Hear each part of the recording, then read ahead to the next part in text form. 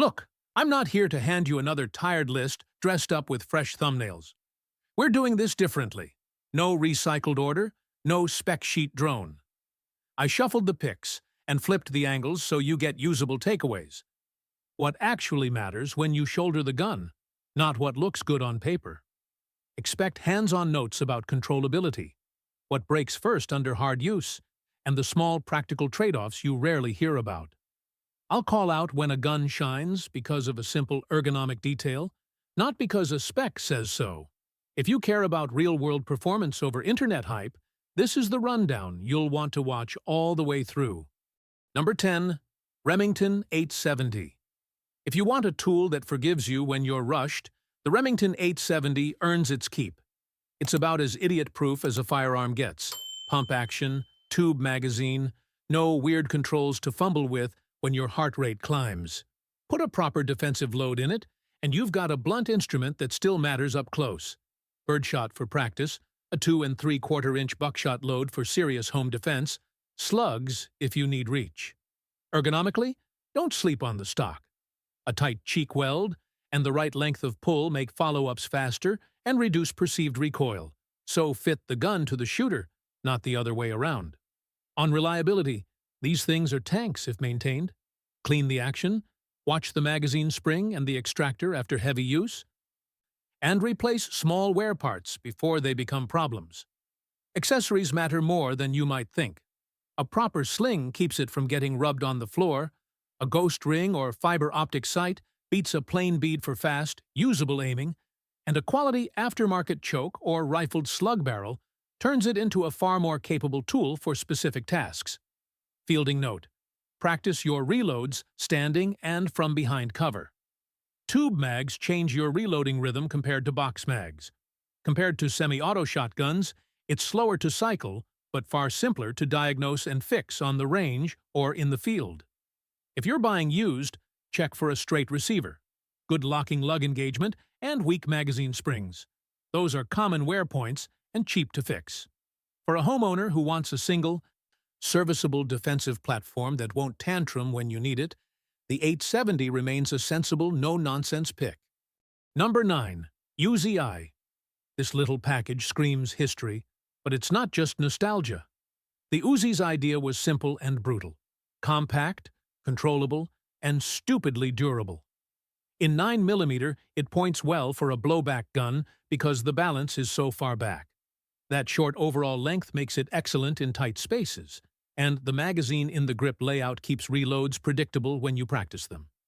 Don't expect modern ergonomics. The stock geometry and controls feel dated next to today's modular pistols. But that vintage simplicity is also why they survive abuse and keep cycling under conditions that make more complicated systems sulk. If you plan to shoot one, practice on semi-auto clones first so you learn the rhythm. Full auto originals have a vicious rate of fire and will punish sloppy trigger discipline. Maintenance is straightforward. Clean the bolt face and rails, keep the recoil spring healthy, and check the sear engagement on full auto pieces if you ever get hands on one that way. For home defense fantasy, it's cinematic, sure, but for real-world use, consider how loud and fast it is in a confined space, and whether you want to manage that with training or tools. Parts availability is still decent for common variants, so you can source mags and basic replacement parts without breaking the bank. Bottom line, the Uzi is a compact, history-rich platform that rewards practical training and honest expectations more than aesthetics or polish. Number 8. Mossberg 590. The 590 is the kind of shotgun that shows up when you want something deliberately utilitarian, built to be run hard and kept running. Right off the bat, you get the advantages of the design. Dual action bars to keep the slide tracking straight, a top-mounted tang safety that's actually useful if you want ambidextrous operation, and a heat-treated magazine tube that handles abuse better than a lot of budget builds. Fit matters. The stock geometry on a 590 tends to put the comb in a predictable spot, which helps you get on target faster with slugs or buckshot. For sights, swap the bead for a ghost ring or a fiber optic, and you'll see a night-and-day improvement in fast shots. The bead is fine for basics, but modern sights make this old-school platform sing. Capacity and modularity are practical wins too. Extended tubes, sling mounts, and tactical stocks are straightforward to install and don't require exotic tooling. Maintenance is simple. Keep the action rails clean. Check the magazine spring for flattening after big mag dumps, and replace the forend if the slide starts to wobble. It's not glamorous work, but it keeps the gun feeling new. Use it as a hard-use home defense tool or a patrol shotgun, and you'll appreciate that the thing will keep cycling even when you forget to be gentle. Fielding tip.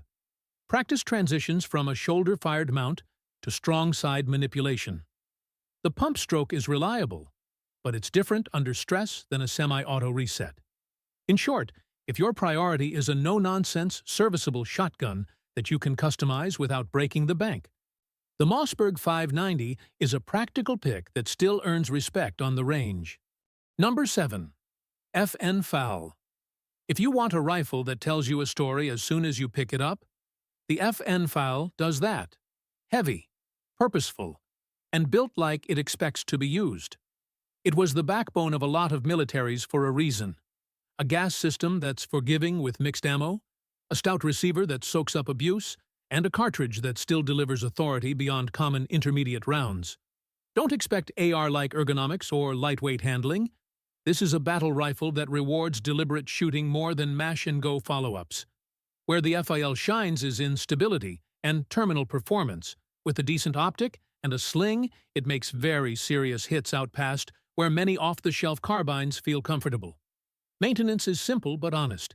Keep the gas plug and op rod clean, inspect the magazine locking surfaces, and be ready to replace worn stock furniture on older pieces. If you're shooting surplus rifles, check head space, extractor condition, and for any loose trunnions. Those are the usual used gun gotchas, and they're fixable, but you should know what you're buying. For modern use, fit a low-power variable optic, a proper cheek riser, and choose match or premium hunting loads if accuracy and consistent groups matter to you. Training note: practice deliberate shots and malfunctions drills. The FAL demands respect for its recoil impulse, and its controls are less forgiving than contemporary designs. In short, if you want a rifle with history, backbone, and real long-range punch, the FN FAL is a character piece that still performs when you treat it like a tool, not a trend. Number 6. Glock 19. The Glock 19 is the jack-of-all-trades for a reason. Compact enough to carry, big enough to control, and stupidly reliable when you run it hard. In 9mm, it balances controllability with capacity. A 15-round magazine gives you real margin, and aftermarket options let you tailor capacity and ergonomics without reinventing the platform. Ergonomically, it's not a boutique pistol. The grip is blocky compared to modern slim frames. But that blunt geometry helps consistent indexing and keeps the sights on target during strings. Trigger-wise, expect a safe, predictable pull. Tune it with a quality connector and a competent armorer, and you'll shave the wall without creating an unsafe gun. Where the Glock 19 really shines is in the ecosystem. Holsters, sights, mags, and slide kits are everywhere, so you can configure it for concealment, duty use, or a hard-use truck gun without obscure parts. Optics-ready slides make red dot setups straightforward, and swapping to a slightly higher front sight or a fiber optic makes fast sight acquisition noticeably better. Maintenance is trivial. Field strip, clean the breech face and rails, keep the recoil spring healthy, which matters when you shoot a lot. Real-world trade-offs. Aftermarket everything can be great, but don't overdo it. Lightening the trigger or messing with the geometry without professional help turns reliability into a gamble. Training note: practice one-handed reloads and shooting strong and weak side. The compact grip means your support hand position changes from a full-size pistol, and it affects follow-ups. If you buy used, check the slide rails for gouging, verify the barrel hood fit, and inspect the magazine feed lips. Those are cheap fixes, but they tell you how the gun was used. Bottom line, if you want a handgun that disappears on your belt, runs when you need it to, and has a parts aisle the size of a hardware store, the Glock 19 is a practical, proven pick. Number 5. Dragunov SVD. This is a designated marksman rifle with personality. It's not a precision chassis rifle, but it gives you effective reach and a very deliberate feel. The SVD was designed to extend a squad's accurate engagement window, and you notice that in the ergonomics. Long stroke, a purposeful trigger, and a stock geometry built for steady firing off a sling or bipod. The cartridge, 7.62 by 54R, carries energy way past common intermediate rounds, so when you connect, you feel the difference in terminal performance and downrange trajectory. Don't expect AR-style modularity. The Dragunov wants to be used on its own terms. Optics matter here. Fit a stable PSO-style scope or a modern low-power optic with solid mounts, and the rifle turns into a serious reach tool for hunting or designated marksman roles. On the flip side, parts and mags are less plug-and-play than NATO stuff, so plan logistics if you intend to train a lot. Maintenance-wise, keep the gas system and receiver rails free of carbon, watch the extractor and ejector for wear, and ensure any old surplus scope mounts are torqued and indexed correctly. Shooting the SVD rewards deliberate technique. Slow, supported follow-through, consistent cheek weld, and proper sling use for accuracy at distance. If you're tempted to run it fast, remember that its sweet spot is controlled, purposeful shots rather than spamming targets. For collectors or shooters who want a historical platform that still hits hard at range, the Dragunov is satisfying. Just accept that it asks a bit more from you in terms of mounting, ammo choice, and feeding logistics than modern Western designated marksman kits. Number 4. AR-18. Don't let the name fool you. The AR-18 is often overlooked, but it's a clever little platform with lessons that still matter. It was built to be simple to manufacture and easy to maintain, and that shows in the stamped sheet metal receiver and the short-stroke gas system. What you get in practice is a rifle that's forgiving of dirt and rough handling, and one that's more approachable to fix in the field than some tightly toleranced designs. Ergonomically, it's not as polished as modern AR pattern rifles, but the controls are intuitive once you've run it a handful of times. The balance is different, lighter up front and a hair buzzy on follow-ups, so you'll want to tune your trigger and sight picture for how it actually shoots, not how it looks on paper. Parts support isn't amazing compared to mainstream ARs, but common items like springs, bolts, and mags are available through specialty suppliers and aftermarket builders who keep the platform alive. Range work. Use it to drill malfunction clearance and hot range transitions. The simple gas system makes diagnosing issues quick, and that's a teaching advantage. If you're into historical designs or want a serviceable, no-nonsense rifle that won't tantrum when abused, the AR-18 rewards hands-on familiarity. Fit it with a decent low-power optic, a stout charging handle, and a sling, and you've got a practical shooter that behaves predictably under real conditions. Number 3. Sig Sauer P320. The P320 flipped a lot of expectations when it hit the market.